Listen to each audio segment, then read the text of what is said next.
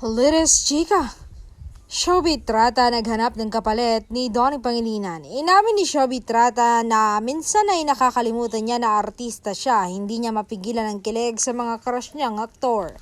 Showbiz, please lang umayos ka. Minsan nakakalimutan ko. Sobrang totoo ko siguro sa sarili ko. Nakakalimutan ko na may nakapaligid na camera sa akin na pwedeng punahin ako. Okay lang po na OA na ako sa sarili ko.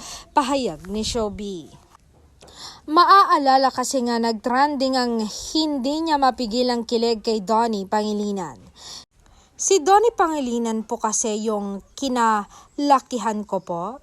Ganon din po si Daniel Padilla, dagdag pa niya. Naitanong din kay Shovie ang tungkol sa relasyon niya kay Anthony.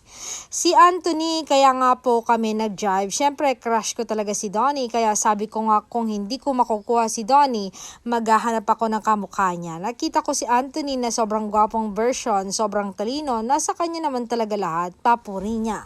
Ano nga ang estado nila ni Anthony ngayon? Hindi pa po kami. Nag-meet lang po kami January 24 last year. Nagliligawan po talaga pag-amin niya. Gaano naman katagal bago niya sagutin si Anthony? Para sa akin 10 years more. Kasi ang mga lalaki pag sinasagot mo, doon pa siya maaaning pagtatapos ni Showbiz.